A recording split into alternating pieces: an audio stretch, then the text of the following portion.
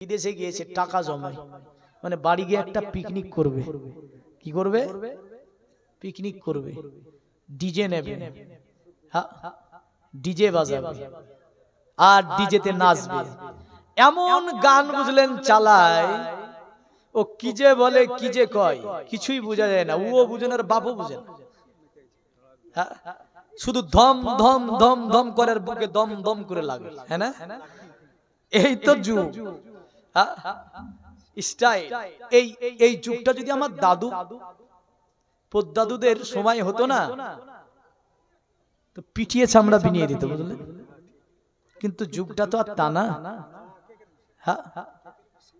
আরে নাচে, বুঝলেন, দম দম দম দম করে পড়ে আর এরা নাচে। নাচাই কিসে? গে দুটো জিনিস, এক মাল আর ওই যে আপনার দম দম, মানে মদ পান করেছি।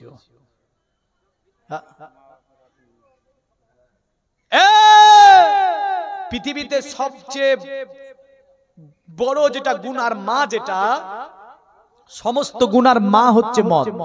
সমস্ত গুনার মাকে মদ।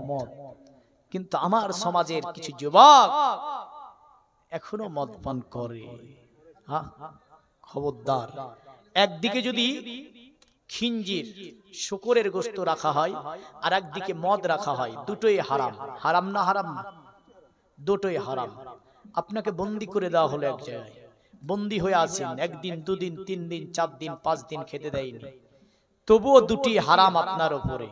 খেতে যদি চায় তাহলে দেখা যাচ্ছে আর ক্ষুধার তাড়নায় খেয়ে ফেলছে, তবুও বলছে মদটা যেন না খায়।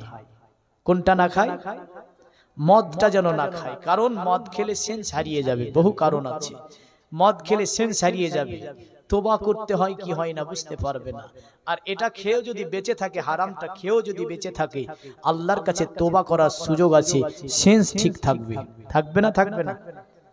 খাওয়ার পরে পরই তখন তোবা করতে লাগবে যে কত বড় অন্যায় করে ফেললাম। আর মদ পান করলে সেই সুযোগটাও থাকে না, সেন্স হারিয়ে যায়। এই কারণে মস্ত বড় হারাম হচ্ছে মদ। আমি যিনারা, আমার সমাজের যুবক যিনারা মদ পান করেছে কোনোদিন কার তরে, তারা তওবা করে নেবে।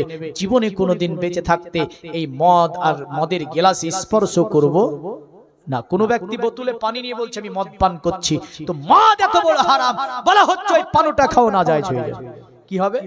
ওই পানিটা পান করা না যায় হয়ে যাবে যদি মদের নামে আপনি পানি খান, পান করেন। এত বড় হারাম। তাহলে এই মদ্যপান করা যাবে? করবেন কেউ? যারা করেছেন তওবা করে নেবেন, বারবার আল্লাহর কাছে তওবা করে নেবেন।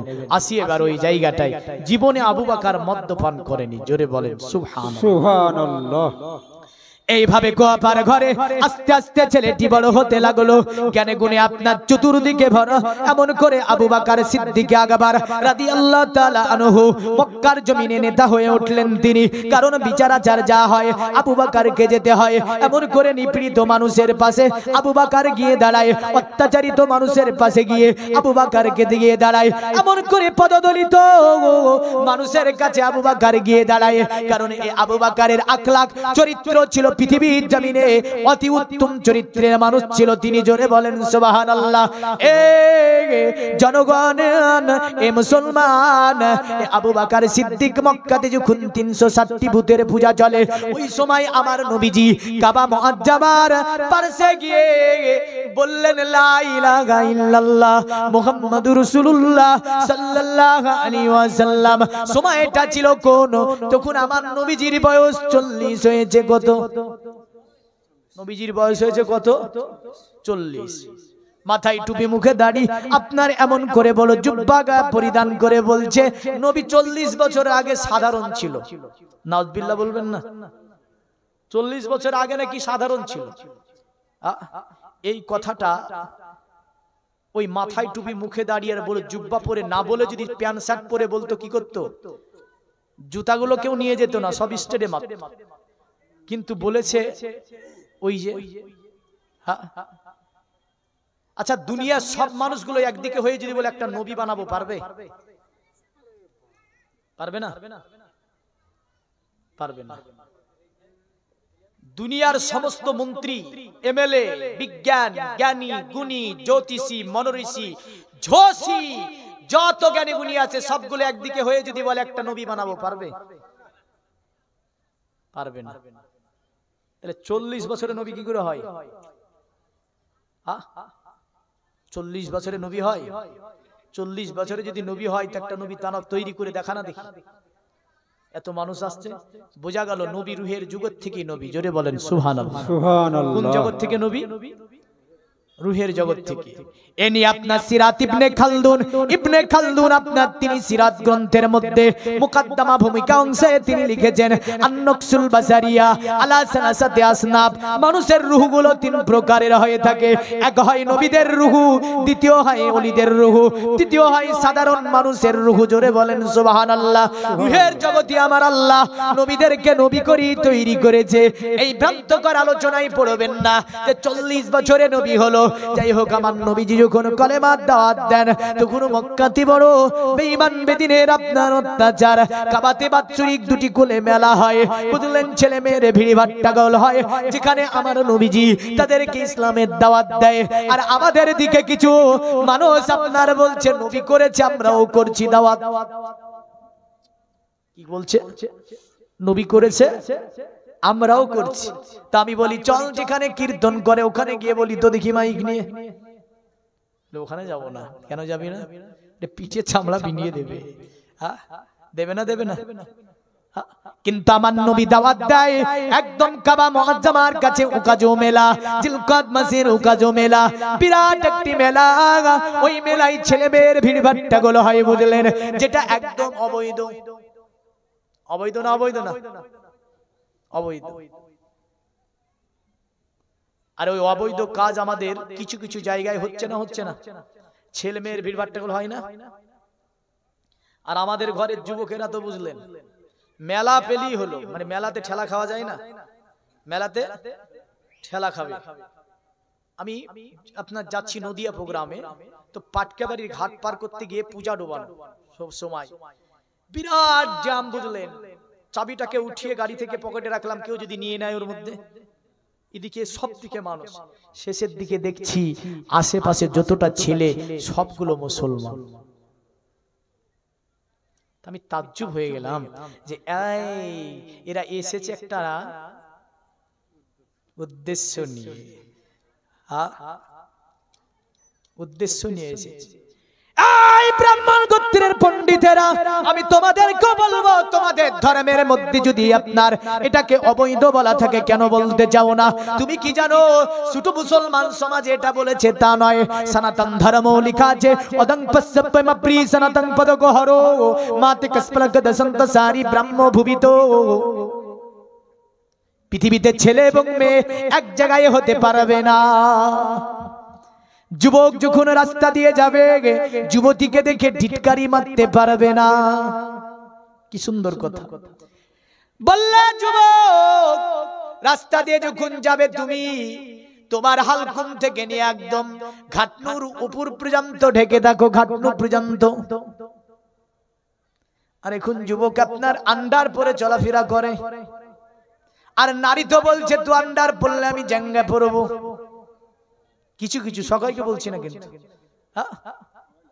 তার জন্য আপনার রাস্তাঘাটে চলতে ভয় পাওয়া যায় না। নবীজি 1500 বছর আগে এই বিষয়টি বলে গিয়েছেন। আমার নবীজি এমন একটা জামানা আসবে যে জামানায় হাতে আগুন রাখা যতটা কঠিন হবে তার চেয়েও বেশি কঠিন হবে ঈমান রাখা। রাস্তাঘাটে গাধার মতো আচরণ দেখা যায়, আপনার কুত্তার মতো আচরণ দেখা যায়। রাস্তাঘাটে যুবক যুবতীর আচরণ আমরা দেখতে পাই, বুঝলেন। এত নোংরামি চলছে রাস্তাঘাটে। আজকে বলেন তো জান্নাত কি অতি সস্তা? বললো শোনো নারী, ও নারী, তোমার পোশাক কেমন হবে? বলে তোমার পোশাক হবে পায়ের তালু থেকে নিয়ে একদম মাথার তালু পর্যন্ত। জোরে বলেন সুবহানাল্লাহ। আর যুবককে বললো, রে যুবক, তোর পোশাক হবে হালকুম থেকে নিয়ে একদম ঘাটনু পর্যন্ত। কিন্তু যুবক এখন আবার ছিড়া প্যান্ট। কি প্যান্ট গো? ইহুদি কত চালাক দেখেছেন? ইহুদি দেখছে মুসলমানের হাঁটু বের করলে তো নামাজ হবে না। হ্যাঁ, হাঁটু বের করে তো নামাজ পড়তে পারে না। তো এমন সুট দেব ওদেরকে যে নামাজই হবে না। তো এতখানা ছিড়া, বুঝলেন। আবার ছিড়া প্যান্টের দাম বেশি। হাইরে আধুনিক স্টাইল, এমন স্টাইল যদি আমার দাদু পদ্দাদুর জামানায় হতো পাক দিয়ে সাহারে ফেলে দিত। দিত না দিত না? যে ছিঁড়া প্যান্ট, হ্যাঁ নতুন প্যান্ট পরে যা চাচনাক দেখে মনে হয় যে সত্যিকারই প্যান্টটা ছিঁড়া, কিন্তু দেখা যায় ছিঁড়া প্যান্টের দাম বেশি গুনাবো। আর চুল কাটতে গেলে তো ব্লেড লাগে না, ব্লেড লাগে না, বুঝলেন তো? কে বলছে গিয়ে ঘাড়ে রাখো, সামনে কেটে ফেলো, যা আছে সব কেটে ফেলো। কে বলছে দুই সাইড কাটো, মধ্যখানে মুরগার মতো করে রাখো, মানে মুরগা হবে। হ্যাঁ আছে না নাই? এই ভুল বলছি? হ্যাঁ মানে মুরগা, শয়তান কাট, বুঝলেন? এটা ইবলিস কাট বলে, কিছু ইবলিস কাট আছে, মানে একদম বুঝলেন না, আমার করছি না ওই জিনিসের। এটা চিকন করে মুরগার যেমন একটা ফুল থাকে ওইভাবে রেখে দিয়েছি। নবীজির হাদিস আছে এর উপরে, আল্লাহর নবী বলেছেন আখিরি জামানাতে কিছু মানুষ দেখা যাবে যাদের মাথায় একদিকে চুল থাকবে আর একদিকে থাকবে না, এক জায়গা খাপড়া খাপড়া খাপড়া খাপড়া হবে। কে বলছে আমার নামের এন, তো মাথায় নাকি এন লিখতে হবে, তো চুল কেটে এন লিখেছি। কে বলছে আমার নাম ইয়েস, নামের প্রথম অক্ষর ইয়েস, তো চুল কেটে এস লিখছি। কার নামের অক্ষর দেখা যাচ্ছে পি, তো বলছে চুল কেটে পি লিখতে হবে। এই সভ্যতা, কি আদর্শ?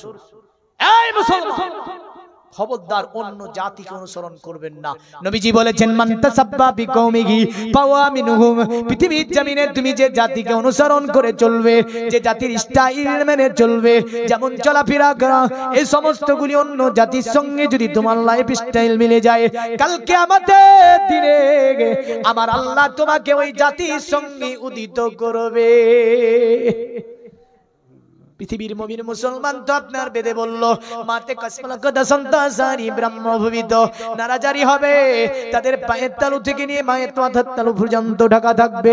বলল পণ্ডিত গো, ওগো পণ্ডিত, যদি কোন নারী এর বিপরীত চলাফেরা করে, বলল যদি কোন নারী এইভাবে চলে, অতএব ঢেলে দুলে চলে, অশ্লীল পোশাক পরিধান করে, যার চলাতে অন্য পুরুষ আকৃষ্ট হবে, নারীকে দেখে পৃথিবীতে ওটা নারী হতে পারে না। যে নারী হিলে দুলে চলে, ডানে বামে এদিক ওদিক তাকায় আর যুবকদেরকে আকৃষ্ট করে, ওই নারীটা সমাজে নারী নয়, ও হচ্ছে ধূর্ত শগুনের মতো। কিসের মতো? শগুন, বুঝেন? ধূর্ত শগুন আছে এগুলি। তো বলছে ওটা নারী কিথে? যে নারী অন্য যুবককে আকৃষ্ট করতে চাইছে, ও নারী নয়, ও হচ্ছে ধূর্ত শগুন। আর এখনকার যুবকেরা বুঝলেন, এরা ফাঁকও পেয়েছে বলে ভালোবাসা করা জায়েজ আছে, ও লিখে দেয় প্রেম করা জায়েজ আছে না, হ্যাঁ নিজে নিজে ফতোয়া বানায়, বুঝলেন? হ্যাঁ তুই একবার মরে দেখ, তোর প্রেম করা ছুটিয়ে দেবে আল্লাহ। ইসলামে বিলকুল হারাম, নিঃসন্দেহে হারাম, এতে কোনো প্রকারের সন্দেহ নাই। যা কিছু প্রেম প্রীতি ভালোবাসা মোবাইলে হোয়াটসঅ্যাপে চ্যাটের মধ্যে যা কিছু করছে অন্য বেগানা নারীকে নিয়ে, সব ইসলামে হারাম। একটা আশ্রয় দেওয়া হয় নি, শুধু ইসলামে না, অন্য ধর্ম হারাম অবৈধ বলা হয়েছে, মনে রাখবেন এটা। ভাবছে যে আমি আছি এক জায়গায়, আমার হয়তো কিছুই হবে না, আমার হয়তো কিছুই হবে না। না, মাসালা তোমার জন্য চেঞ্জ হবে না, যে মাসালা মাসালাই থাকবে। আসি, তাহলে নারী পুরুষ এক জায়গায় হওয়া এটা হচ্ছে মহাপাপ। আমার নবীজি বললেন খবরদার, যে বাজার অতএব পৃথিবীর জমিনে যে জায়গাতে নারী পুরুষ ভিড় বাট্টাগুলো হয়, পৃথিবীর জমিনে সব নিকৃষ্ট জায়গা ওই বাজারটা, যে বাজারের মধ্যে নারী এবং পুরুষ একত্রিত হয়ে ভিড় বাট্টাগোল করে। এ যুবক, খবরদার জীবনে কোনো পূজা মণ্ডপীতে যাবি না, খবরদার জীবনে কোনোদিন পূজার মেলাতে যাবি না, জীবনের আমাল সব নষ্ট হয়ে যাবে। শিরকের গোনা নিয়ে সেখান থেকে ফিরে আসতে হবে। পূজার মণ্ডপীর কোনো মাল ক্রয় করবি না রে যুবক, শোন, কারণ পৃথিবীর জমিনে শান্তি আমার আল্লাহ কত দিয়েছে। সূরা আলে ইমরানে আমার আল্লাহ পাক বিস্তারিত বর্ণনা করেন, বলে দুনিয়ার শান্তির চেয়ে প্রভুর কাছে, তোমাদের প্রভুর কাছে সুন্দরতম তোমাদের আশ্রয় স্থল রয়েছে, যেটার নাম হচ্ছে জান্নাতুল ফিরদাউস, যার পদদেশ দিয়ে 4টি নদীর ঝর্ণা বয়ে গিয়েছে, এবং ওই জান্নাতুল ফিরদাউসের মধ্যে তুমি চিরকাল থাকবে যদি তুমি পৃথিবীর জমিনে নিজের আত্মাকে কন্ট্রোল করে চলতে পারো, নিজের নাফসকে কন্ট্রোল করে চলতে পারো। আমার নবী বলে আমার উম্মত শুধু তাই নয়, যেখানে তোমার সেবার জন্য আমার আল্লাহ পাক 72টা হুরকে নিয়োজিত করবে। জোরে বলেন সুবহানাল্লাহ। এ যুবক, এই হুরগুলো পৃথিবীর জমিনে যত আপনার বলিউডের নায়িকা নায়ক আছে, যত নায়িকা আছে, যতই চেহারাবান যা কিছু আছে না কেন, আল্লাহ পাক জান্নাতের হুর কেমন স্টাইল দিয়েছে, পৃথিবীর সব স্টাইল গুলো তার কাছে পরাজিত হবে। জোরে বলবেন না সুবহানাল্লাহ। এ যুবক, পৃথিবীতে যত কসমেটিক থেকে নিয়ে যত ফেস ওয়াশ আছে বলিউডের নায়িকারা ব্যবহার করে, আমার সমাজেও কিছু নারী ব্যবহার করে, ব্রু ফিল আপ করে, নাকুন রেখেছি বড় বড় করে আপনার। আমার আল্লাহ বলে এ বান্দা, এ কি স্টাইল হলো নাকি নোংরামি হলো? এ তো স্টাইল হলো না, এ বান্দরামি হলো। কি হলো? বান্দরামি বুঝেন? বাদর জীবনে কোনোদিন নখ কাটে না। হ্যাঁ, কিন্তু জান্নাতের হুরকে আমার আল্লাহ এত চেহারা দিয়েছে। নবীজি বলেন জান্নাতের একজন হুর যদি অতএব কুটকুটা রাত্রিতে, কালো অন্ধকার রাত্রিতে একটা হাতকে আসমান চিনে বের করে দেয়, সমগ্র পৃথিবীকে আলোকিত করে দেবে। আমার আল্লাহ এত চেহারা দিয়েছে, জোরে বলেন সুবহানাল্লাহ। আমার নবীজি বলে পৃথিবীর যুবকেরা একটুখানি সাবধান হয়ে যাও, পৃথিবীতে আত্মাকে কন্ট্রোল করো, নাফসকে কন্ট্রোল করে চলাফেরা করো। আল্লাহ নবী বলেন শোনো, পৃথিবীর জমিনে তুমি যদি আত্মাকে কন্ট্রোল করে চলো, নবীজি বলেন ওই হুর তোমাকে 72টা জান্নাতে দেওয়া হবে, তারা সেবাতে তোমার নিয়োজিত থাকবে। আমার নবীজি বলেন তাদের চেহারা এত সুন্দর, চেহারাকে 69 ভাগে ভাগ করে এক ভাগ চেহারা মানুষকে আমার আল্লাহ দিয়েছে, 69 ভাগ চেহারা দিয়েছে জান্নাতের হুর গালিমাদেরকে। জোরে বলেন সুবহানাল্লাহ। এ তরুণ, এ যুবকেরা একটুখানি চিন্তা করে দেখো, পৃথিবীর জমিনে আমার নবীজি বলেন যত চেহারাবানী নারী হোক না কেন, জান্নাতের হুরের কাছে তারা কিছুই নয়, জান্নাতের হুরের কাছে তারা কিছুই নয়। পৃথিবীতে বিজ্ঞানের, আধুনিক বিজ্ঞানের যতই কসমেটিক মাখুক না কেন, যতই ভরু ফিল আপ করুক না কেন, যতই নাকুক রাখুক না কেন, একজন হুর যদি একদিকে দাঁড়িয়ে যায়, পৃথিবীর আপনার সমস্ত সুন্দরী নারীরা যদি একদিকে দাঁড়িয়ে যায়, তাহলে হুরের কাছে যে চেহারা আছে তার 1%ও হবে না। কাদের দেওয়া হবে? জান্নাতীদেরকে। জোরে বলেন কাদের দেওয়া হবে? জান্নাতীদেরকে দেওয়া হবে। তাহলে দুনিয়াতে একটু সাবধান হয়ে থাকতে হবে না? হবে না? হবে। একটু নিজেকে কন্ট্রোল করতে হবে, শয়তানের ওয়াসওয়াসা থেকে নিজেকে বাঁচাতে হবে। আসি তো বেদও আছে এক জায়গায় হওয়া যাবে না, এবং ইসলামও আছে যে নারী পুরুষ এক জায়গায় বেগানা হওয়া, ঠেলাঠেলি করা যাবে না। আরবের বুকে যখন এমন ঝামেলা ধর্মকে নিয়ে চলছিল, ওই সময় আবু বকর আপনার কুয়াফাত ছেলে ভাবলো আরবে এমন কি এত দেব কোন ধর্ম মানবে, মানুষ এতই ফুর্তি তৈরি করে রেখেছে, আমি আবু বকর এগুলো তো মানতে পারি না। ধর্মগুরু কোথায় পাবো, ধর্মনায়ক কোথায় পাবো? আবু বকর এক সিরিয়ার জ্যোতিষীর সঙ্গে ব্যবসা সূত্রে গিয়ে তার কথা হচ্ছে, ব্যবসা সূত্রে সিরিয়ার জ্যোতিষীকে বলছে আপনি বলেন তো পৃথিবীর জমিনে ধর্মগুরু কোথায় পাবো, ধর্মনায়ক কোথায় পাবো, ধর্মনেতা কোথায় পাবো? জ্যোতিষী বলল শোনো আবু বকর, তোমার নাম তো আবু বকর? বলে হ্যাঁ। বলে বাড়ি কোথায়? মক্কাতে। বলে মক্কাতে কোন গোত্রের মানুষ তুমি? বলে তামিম গোত্রের মানুষ। বললে আবু বকর পৃথিবীর, অতএব তুমি সিরিয়া বলো, বাগদাদ বলো, মিশর বলো, জর্ডান বলো, তাইনেসিয়া বলো, টিউনিসিয়া বলো, লেবানন বলো, পৃথিবীর জমিনে কোন দেশে ধর্মনায়ক খুঁজে পাওয়া যাবে না। একমাত্র তুমি তোমার জন্মভূমি মক্কাতে চলে যাও, ওই মক্কাতেই ধর্মনায়ক আছে, ধর্মীয় নেতা আছে। আপনার জিজ্ঞাসা করলে আপনি কেমন করে জানলেন? বলে আমি তাওরাতে দেখেছি, জবুরে দেখেছি, ইনজিলে দেখেছি আখিরি নবী যিনি হবেন তিনি মক্কাতে আসবে, আখিরি নবী যিনি হবেন তিনি মক্কাতেই জন্মগ্রহণ করবে। জোরে বলেন সুবহানাল্লাহ। আবু বকর বলে তাই নাকি? বলে হ্যাঁ। বলে মক্কার মানুষ তো 360টি ভূতকে নিয়ে তারা ঝামেলা লাগিয়েছে। বলল প্রহিত ওনার নামটাকে একটু বলে দেওয়া যাবে? বলে কেন বলা যাবে না, নিশ্চয়ই তার নাম বলা যাবে। বলে আখিরি নবী যিনি হবে তিনার নাম হবে মুহাম্মদ সাল্লাল্লাহু আলাইহি সাল্লাম। পড়েন সাল্লাল্লাহু আলাইহি ওয়াসাল্লাম। কোথায় সাল্লাল্লাহু আলাইহি সাল্লাম পড়তে হয় এটাও যদি আমরা চুপচাপ থাকি তাহলে হবে? হ্যাঁ, যে নবীর নাম শুনে সাল্লাল্লাহু আলাইহি ওয়াসাল্লাম পড়া লাগবে না? লাগবে না? এই বক্তা নিয়ে আসতে বলেন গো, অনেক সময় হয়ে গেল না? হ্যাঁ হ্যাঁ, তো দেখেন নবীর নাম শুনে সাল্লাল্লাহু আলাইহি সাল্লাম পড়া লাগবে না? লাগবে না? হ্যাঁ লাগবে। তাহলে সাল্লাল্লাহু আলাইহি সাল্লাম যদি না পড়েন গুনাহগার হবেন। নবীর নাম শুনলি দুরূদ পড়ে নেবেন।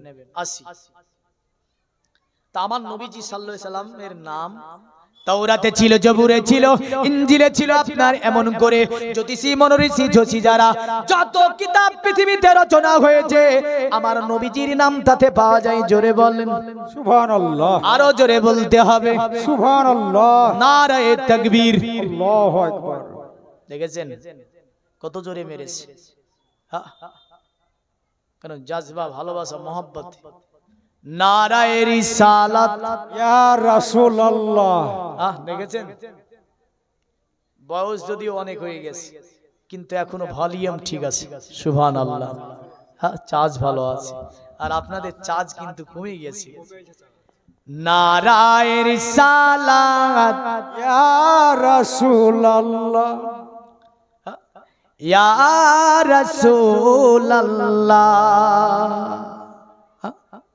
আরে দেখা দাও, বলেন ও গো নবীজি তোমারি দিদারে আশাই মোরা আছি।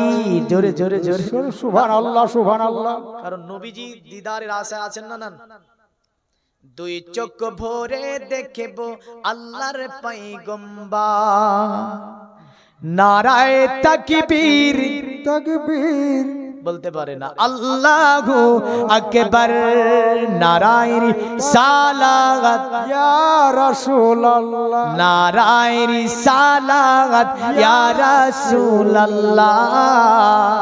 নারায়ে তাকবীর আল্লাহু আকবার। জগতের মুমিন মুসলমান মনে রাখবেন তো ওই মক্কাতে আমার নবীজির নাম আপনার সকলে আপনার জেনে নিয়েছিল। তবে আমার নবীজির নাম মুহাম্মদ, আর একটা নাম হচ্ছে আহমদ। কি নাম? আহমদ। আর মুহাম্মদ যেমন কোরআন আল্লাহ বলেন মা কানা মুহাম্মাদুন আবা আহাদিম মির রিজালিকুম ওয়ালাকির রাসূলুল্লাহ ওয়ালাকির রাসূলুল্লাহি ওয়া খাতামান নাবিয়িন ওয়া কানাল্লাহু বিকুল্লি শাইইন আলিমা। জোরে বলেন সুবহানাল্লাহ। এখানে অনেকে আছে কোরআন শরীফ পড়া জানে না, আছে না নাই? অনেকে আছেন কোরআন শরীফ পড়া জানেন। এই জাতির অধন পতন কোন জায়গাটায় জানেন? এই জাতি আজকে বিশ্বের কাছে পিটাই কেন খাচ্ছে? বিশ্বে অপমানিত, অত্যাচারিত, নির্যাতিত, পদদলিত কেন হয়েছে? 99% মানুষ কোরআন পড়তেই জানে না। ঠিক বললাম না ভুল? 99% মানুষ জানে। বুঝলেন? 1% সমাজে দেখবেন আপনি ভেরিফাই করে 1% মানুষ কোরআন শরীফ পড়া জানে। তাহলে বলেন কি হবে জাতির? আমার নবীজির জীবনে সবচেয়ে বড় মজেদার নাম হচ্ছে আল কোরআন। জোরে বলেন সুবহানাল্লাহ সুবহানাল্লাহ। আজকের এই মাহফিলে একটা উপদেশ দিয়ে যাচ্ছি, যিনারা কোরআন শরীফ পড়া জানেন না মনে মনে একটু বলে নেন তো ইনশাআল্লাহ কোরআন শরীফ পড়া শিখে নেব। জোরে বললে লজ্জা লাগবে, আস্তে বলে, আল্লাহ শুনতে পাবে। আমিও যদি না পাই, আপনি যদি না পান, আরেকজন যদি না পায়, আল্লাহ পাবে না পাবে না? তো একটুখানি নিয়াত করে নিয়ে বলেন তো যে হ্যাঁ আমি কোরআন শরীফ পড়া শিখে নেব। বললেন? বলেছেন? আল্লাহকে সাক্ষী রেখে বলে যাচ্ছি, যদি আপনি কোরআন শরীফ না পড়ে না শিখে মারা যান, আমি জানি না এই শাস্তিটা আপনাকে আল্লাহ কতটুকু দান করবে, কারণ আল্লাহ আপনাকে ক্ষমা করবে কিনা বলতে পারছি না, তিনি মহান।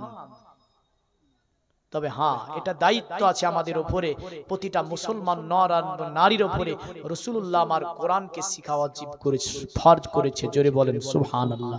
নবীজি বলেছেন তালাবুল ইলমি ফরিজাতুন আলা কুল্লি মুসলিমিন আল মুসলিমাত, প্রতিটা মুসলমান নর এবং নারীর উপরে এই ইলম শিক্ষাকে আমি রাসূলুল্লাহ ফরজ করে দিয়েছি। সুবহানাল্লাহ। কিন্তু আমরা আজকে অনেকটা দূরে আছি। দ্বিতীয় নম্বরে আমাদের আখলাক, আমাদের চরিত্র, আমাদের আদর্শ, আমাদের লাইফস্টাইল ইসলামের বাইরে চলে যাচ্ছে, এ থেকে একটু সাবধান হবেন। 3 নম্বরে আপনারা বাড়ির নারীদেরকে ঠিক রাখবেন, দায়ুস হবেন না। 5-6 থেকে 7 জনকে একজন নারী জাহান্নামে নিয়ে যাবে। নবী বলেছেন দায়ুস লা ইয়াদখুলুল জান্নাহ, দায়ুস কখনো জান্নাতে প্রবেশ করবে না। এ থেকে বাঁচবেন, কারণ কিছু একটু পরিবর্তন আসেন জালসা শুনে, পরিবর্তন না হলে কোনো কাজ হবে না।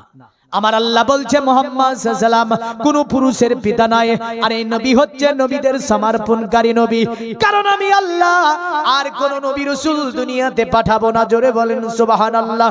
তো কোরআনে আমার নবীজিকে আমার আল্লাহ পাক বলে মুহাম্মদ সাল্লাল্লাহু আলাইহি ওয়াসাল্লাম। আমার আল্লাহর নবীর নাম তাওরাতে ছিল এমন করে, জবুরে ছিল এমন করে, ইনজিলে ছিল এমন করে। আমরা দেখতে পাই আসমানি 100 সহিফা আমার আল্লাহ দুনিয়াতে পাঠিয়েছে, 100 সহিফার মধ্যে আমার নবীজির নাম ছিল। জোরে বলেন সুবহানাল্লাহ। তাহলে তো আপনার জ্যোতিষী বলল এ আবু বকর, ওগো আবু বকর, যার নাম হবে মুহাম্মদ, বলে বাবার নাম হবে আব্দুল্লাহ। কি নাম হবে? আব্দুল্লাহ। ইনার বাড়িতে যিনি জন্ম নেবে তিনার নামই হচ্ছে মুহাম্মদ সাল্লাল্লাহু আলাইহি সাল্লাম। মহাভারতে যার কারণে বলেছে কালক্রমে বিষ্ণু যশেতে নামেতে ব্রাহ্মণ সম্বল নগরে জন্ম লইবেন, তখন মহাবীর্য মহাবুদ্ধি কলকিতার ঘরে জন্মিবে যথাকালে দেবকার জাতরে। দুনিয়া অন্ধকারে আচ্ছন্নিত হলে বিষ্ণু যশের ঘরে একটা বড় গোত্র ব্রাহ্মণ পরিবারে, ব্রাহ্মণ একটা প্রভাবশালী গোত্রের নাম। অতএব আল্লাহ পাঠাবে যাকে বিষ্ণু যশের ঘরে। বিষ্ণু যশ শব্দটি আপনার সংস্কৃতি শব্দ, বিষ্ণু যশের বাংলা করলে হবে আল্লাহর দাস, আল্লাহর গোলাম, আরবি করলে হবে আব্দুল্লাহ। সুবহানাল্লাহ। আবু বকর মক্কায় ফিরে যাও। আবু বকর মক্কায় ফিরে আসলো, সোজাসুজি নবীজির দরবারে গেল।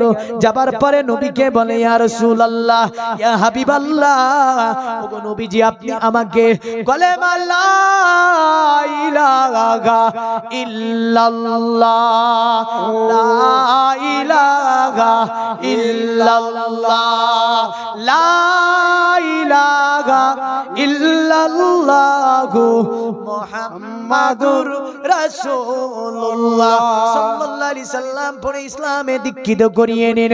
আমার নবীজি তাকে কলেমা পড়ে ইসলামের মধ্যে দীক্ষিত করিয়ে দিল। হে মুসলমান, পৃথিবীর মুমিন মুসলমান, আপনাকে তাই বলে যাব, আমার নবীজির কাছে আবু বকর এসে প্রথম কলেমা পড়লো। আমাদের ইমাম যিনি নোমান বিন সাবিত আল আনসারী, তিনি বলেছেন নোমান বিন সাবিত, তিনি আপনার বর্ণনা করে বয়স্কদের মধ্যে যিনি সর্বপ্রথম কলেমা পড়েছিল। পুরুষের মধ্যে তিনি ছিলেন আবু বকর, বাচ্চাদের মধ্যে যিনি সর্বপ্রথম কলেমা পড়েছিলেন তিনার নাম ছিল আলী শেরে খোদা, মহিলাদের মধ্যে যিনি সর্বপ্রথম কলেমা পড়েছিলেন তিনার নাম ছিল মা খাদিজাতুল কুবরা রাদিয়াল্লাহু তাআলা আনহা। সুবহানাল্লাহ। তাহলে প্রথম কলেমা পড়লো, ঈমান দেখেন, ঈমান দেখেন, আমাল দেখেন। তো রাসূলুল্লাহকে জিজ্ঞাসা করছে কলেমা পড়ে কি জানেন? ওগো নবী, এ ধর্মটা সত্য নাকি মিথ্যা? আমার নবী বলে, কেন ইসলাম হচ্ছে সত্য ধর্ম? জোরে বললেন সুবহানাল্লাহ। কারণ কোরআন বলে না, ইন্নাদ-দীনা ইনদাল্লাহিল ইসলাম, সূরা আলে ইমরান। আল্লাহর কাছে ধর্ম বলতে ইসলাম, ইসলাম ছাড়া আর কোন ধর্ম নাই। জোরে বলেন সুবহানাল্লাহ। ইসলামই হচ্ছে আমার আল্লাহর কাছে ধর্ম। আমার নবীজি বলল, ওগো আবু বকর, কেন এটা সত্য নয়? আবু বকর বলে, ওগো নবী, এমন কোন ইসলাম আর কতদিন লুকিয়ে থাকবে? ইয়া রাসূলুল্লাহ, ইয়া হাবিবাল্লাহ, চলুন কাবা মুআজ্জামার কাছে যাব। একদিন তেনারা কাবা মুআজ্জামার কাছে গিয়ে ইসলাম আপনার আবু বকর সিদ্দিক আকবর রাদিয়াল্লাহু তাআলা আনহু আমার নবীকে নিয়ে কাবা মুআজ্জামা তওয়াফ করছে। বেঈমান বেদিনেরা চতুর্দিক থেকে দেখতে পেয়েছে যেন আল্লাহর নবীর সাথে ওয়াফার ছেলে আবু বকর যেন কাবাকে তওয়াফ করছে, কাবাতে যেন তারা ইসলামিক কার্যকলাপ করছে। তাই তারা আপনার বাধা প্রদান করলো। আবু বকর বলল, এ আরবের মানুষ, তোমরা কেন আমাদের ধর্মে বাধা দাও? তোমাদের ধর্মে তো আমরা বাধা দিতে যাই না, কিন্তু তারা তো মেনে নেবে না। তারা আপনার বলল না, নতুন কাজ নতুন ধর্ম চালু করতে দেব না। আবু বকর সিদ্দিক আকবর কথোপকথনে তারা তাদের প্রতি অত্যাচার শুরু করেছিল। আমার দয়ার নবী সাল্লাল্লাহু আলাইহি সাল্লামকে কত ভালোবাসতো। আমার নবীকে নিয়ে আবু বকর বলে, ওগো নবীজি, আমি আবু বকর যদি আমি মরে যাই কোনো যায় আসে না, কিন্তু নবী গো, যদি আপনার কিঞ্চিত পরিমাণ ক্ষতি হয়ে যায়, ইসলামের ক্ষতি হয়ে যাবে। ওগো নবীজি, আপনার যদি ক্ষতি হয়ে যায়, ইসলাম ক্ষতির মুখে পড়ে যাবে। আমার মতো শত আবু বকর যদি ইসলামের জন্য শহীদ হয়ে যায়, তবু ইসলামের কিঞ্চিত পরিমাণ ক্ষতি হবে না। সুবহানাল্লাহ। বরং ইসলাম জিন্দা হবে। কিন্তু নবী গো, আপনাকে আল্লাহ পাক ইসলামের মূল করে পাঠিয়েছে, দ্বীন ইসলামের নায়ক করে আপনাকে আল্লাহ পাঠিয়েছে। ওগো নবী, আমি আবু বকর থাকতে কিঞ্চিত পরিমাণ কষ্ট আপনাকে হতে দেব না। বেঈমানেরা চতুর্দিক থেকে আবু বকরের উপর পাথর মেরেছিল, কিন্তু আবু বকর নবীজির কাছে ছিলেন, নবীজির উপর তারা পাথর মেরেছিল।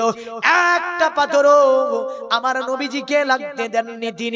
আপনার আমার নবীজির চতুর্দিকে ঘুরে পাথর নিজের বুকে নিয়ে নাই, পিঠের উপর নিয়ে নাই, মাথা দিয়ে নিয়ে নাই। এ ছিল আবু বকরের প্রেম, এ ছিল আবু বকরের ভালোবাসা নবীকে নিয়ে। নবীকে বলে, ইয়া রাসূলুল্লাহ, আবু বকর বেঁচে থাকতে নবী গো, কিঞ্চিত পরিমাণ আপনার কষ্ট হতে দেব না।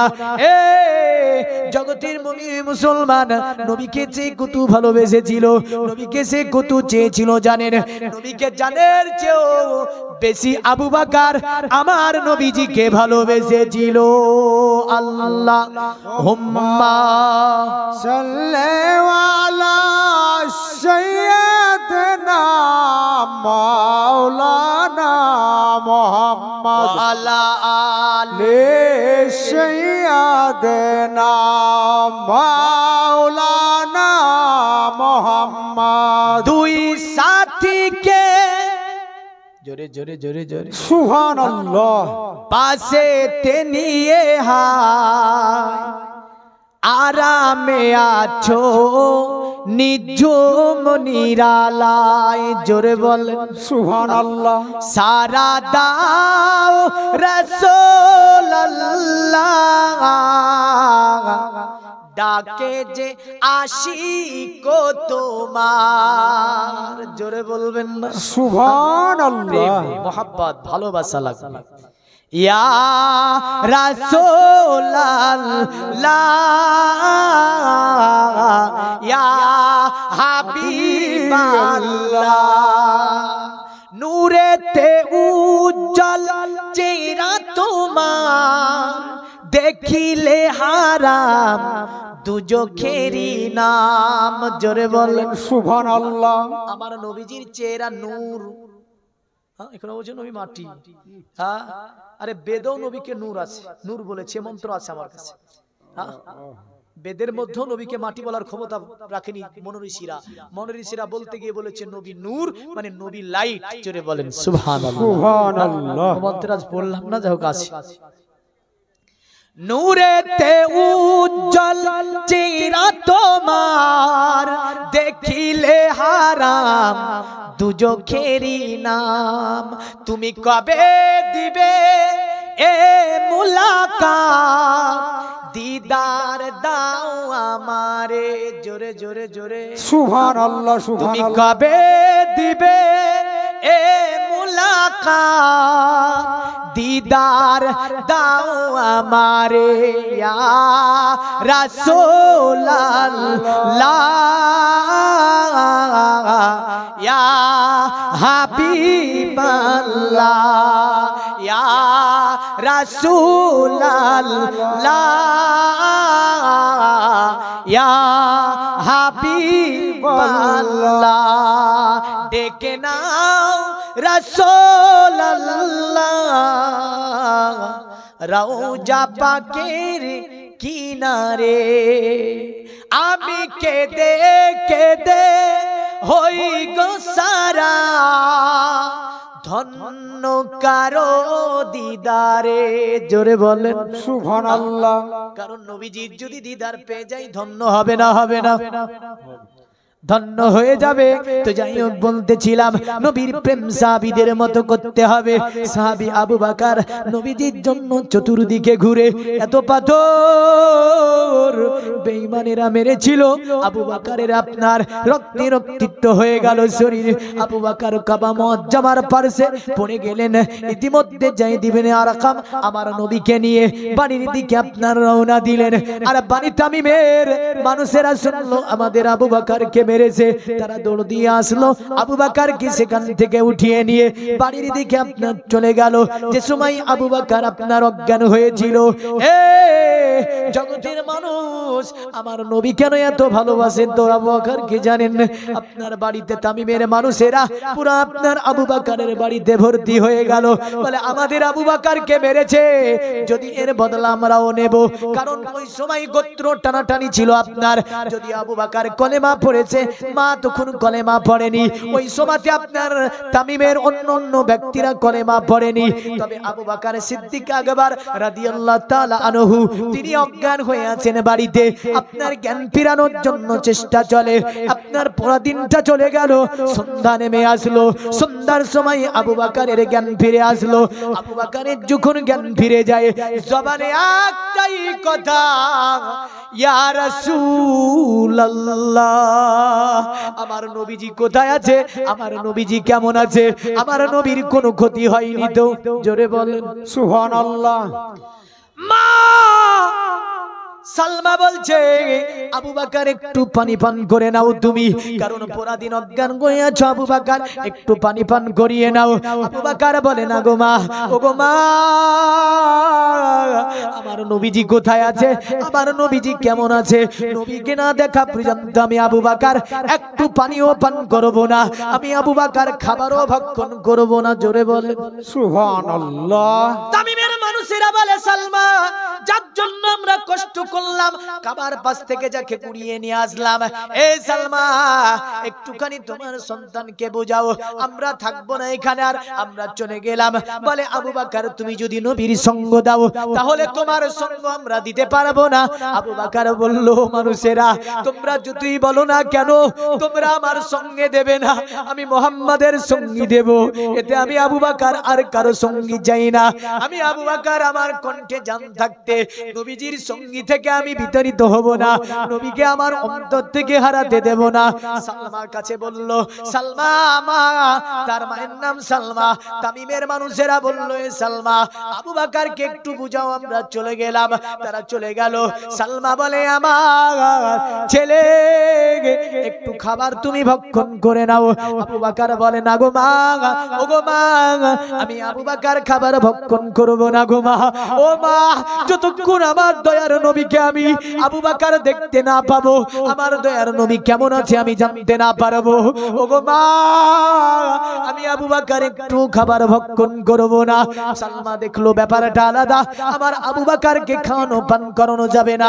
সালমা, ও ওখান থেকে আপনার হযরত উমরের বোন জামিলা, এই জামিলার কাছে চলে গেল। কারণ আপনার আবু বকর বলেছিল জামিলাকে জিজ্ঞাসা করো গো মা আমার নবী কোথায় আছে, কেমন আছে।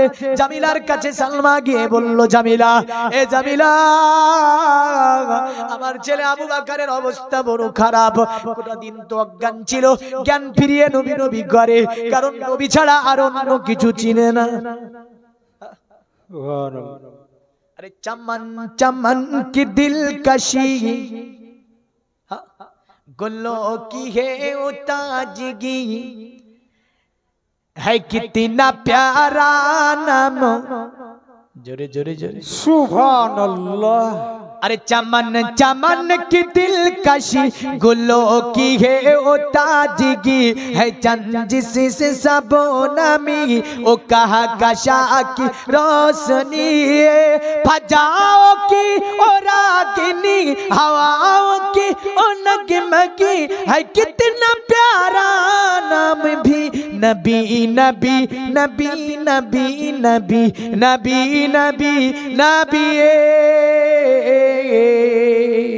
सुभानअल्लाह। কারণ নবী ছাড়া আর অন্য কিছু আছে? বারবার নবী নবী নবী।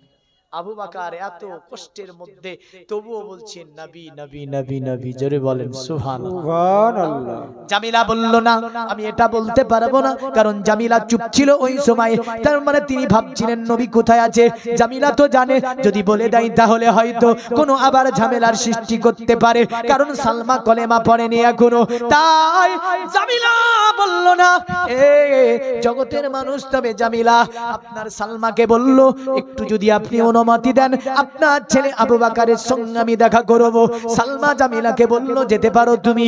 জামিলা, এই জামিলা যে সময় কলেমা পড়ে নিয়েছিল, কলেমা লুকাইতে ছিল, এই জামিলা আবু বকরের কাছে গিয়ে আপনার বুঝলেন জামিলার দুটি চোখ দিয়ে ঝরঝর করে পানি পড়ে। পুরা দিন খাইনি, পান করেনি, রক্তে রক্তিত্ব ছিল, ব্যথায় ব্যথিত শরীর, বিভিন্ন পাথরে লেগেছে আবু বকরকে। তবু আপনার জামিলাকে দেখে বলছে, এ জামিলা, আমার নবীজি কেমন আছে, কোথায় আছে? নবীজির অবস্থা ভালো আছে তো? নবীকে পাথর লাগেনি তো? বেঈমানরা নবীর প্রতি অত্যাচার করেনি তো? পৃথিবীর মুমিন মুসলমান ছিল আপনার আবু বকর সিদ্দিক রাদিয়াল্লাহু তাআলা আনহু, আমার নবীজির সাহাবী, আমার নবীজির আশিক, আমার নবীজির প্রেমিক। জোরে বলবেন না সুবহানাল্লাহ। নারায়ে তাকবীর, আল্লাহু আকবার, নারায়ে রিসালাত, ইয়া রাসূল, দ্বীন ইসলাম জিন্দাবাদ, বক্তা সাহেবের আগমন। জিন্দাবাদ, আরে জিন্দাবাদ বলেন না গো। হ্যাঁ জিন্দাবাদ। যাক আলহামদুলিল্লাহ, বক্তা এসে গিয়েছে, এখন আর হবে না, বহুত টাইম বলেছি। হ্যাঁ, সেই 7:30টায় নিয়ে এসেছেন, 10টা বাজছে। হ্যাঁ, এই পৃথিবীর মুমিন মুসলমান আমি ছোট্ট করে শেষ করে দিই। যেহেতু বক্তা এসে গিয়েছে, জামিলা আপনার চোখকে ইশারা করে বলছে না, কারণ ওখানে কে বসে আছে? বলে সালমা তোমার মা, কারণ তোমার মা তো কলেমা পড়েনি। আবু বকর বলে, এ জামিলা ভয় পেও না, মা যদিও কলেমা পড়েনি, তুমি বলো আমার নবী কোথায় আছে, নবীজি কেমন আছে, নবীজিকে কি পাথর লাগেনি তো, অত্যাচারিত হয়নি তো? জামিলা বলছে তোমার মার সম্মুখে বলবো না, চোখে ইশারা করে বলতে চাইছে। আবু বকর বলে না গো, কিছু হবে না, তুমি বলে ফেলো। আপনার জামিলা বলল, আবু বকর, আমার নবীর কোনো ক্ষতি হয়নি, আমার নবী ভালো আছে, আমার নবী যায়েদ ইবনে আরকামের ঘরে তাশরীফ রেখেছেন। হযরত আবু বকর মাকে ডেকে বলল, ওগো মা, আমি তোমার ছেলে, যদিও তুমি কলেমা পড়োনি, আমি আবু বকর কলেমা পড়েছি গো মা। এ মা, তুমি যদি আমাকে না নিয়ে যাও নবীজির সঙ্গে দেখা করতে, আমি আবু বকর খাবো না, পানও করবো না। মা বাধ্য হয়ে জামিলাকে সঙ্গে নিয়ে দিপাহার রাত্রিতে আবু বকরকে নিয়ে হযরত যায়েদ ইবনে আরকামের ঘরে পৌঁছালেন। দরজার উপর খিড়কি নাড়া দেয়। ভেতর থেকে আওয়াজ দিল কে? বলে আমি আপনি ইয়া রাসূলুল্লাহ আবু বকর। আমার নবী দরজাকে খুলে দিয়ে আবু বকরকে বুকের সঙ্গে ধরে ধরে ফেলেছে। নবী হাউমাউ করে কেঁদে ফেললেন। আমার নবীর চোখ দিয়ে পানি বয়ে যায়।